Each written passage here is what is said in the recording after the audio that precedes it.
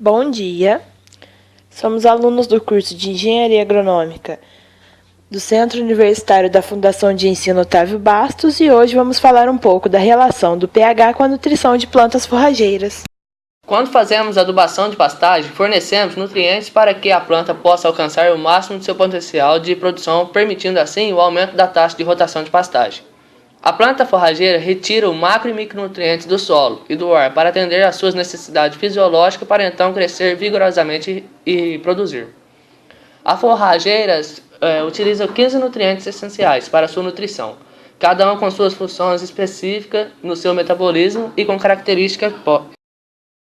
Nutrientes não minerais utilizados são carbono, hidrogênio e oxigênio, que correspondem de 90 a 95% da matéria seca nas plantas, são assimilados via fotossíntese.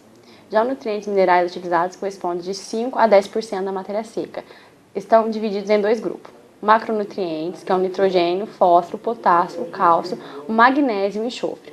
Esses são usados em maiores quantidades. Micronutrientes, o cobre, o zinco, o boro, o molibdênio, o ferro e o magnésio.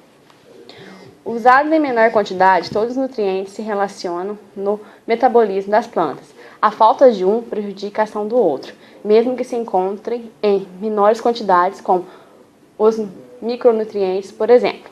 Com a falta de um ou mais desses nutrientes aparecem de forma visível na planta. A deficiência se encontra com um estágio severo causado queda significativa na produtividade da planta forrageira. Para determinarmos os tipos e as quantidades de adubos aplicar na pastagem, devemos então fazer análise foliar. A análise foliar da forrageira deve ser feita quando a pastagem já estiver intensificada, ou seja, quando está começando a formar os pastos. Se aparecer deficiência no solo, ocasionalmente vai aparecer deficiência na folha. Para isso, o ideal seria fazer análise do solo, para corrigir sua fertilidade e começar a adubação enquanto o resultado for de níveis altos ou muito altos, então faz-se análise foliar.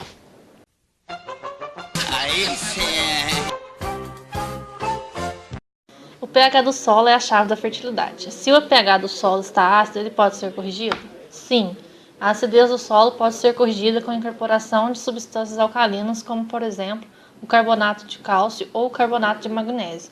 A faixa de pH ideal dos solos da agricultura varia entre 5,5 a 6,5, porque é nessa faixa que os nutrientes que a planta necessita ficam disponíveis na solução do solo. Como ocorre a acidificação do solo? A acidificação do solo é um processo que ocorre progressivamente à medida que tem a diminuição do cálcio, magnésio e potássio, que são os nutrientes utilizados pelos vegetais.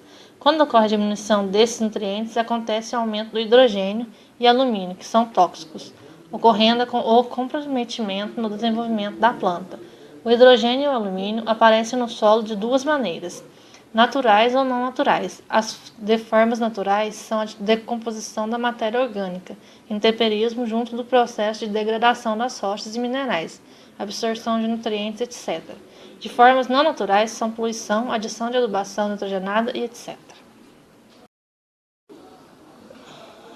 Como o calcário diminui a acidez do solo? A diminuição da acidez do solo ocorre através de uma série de reações.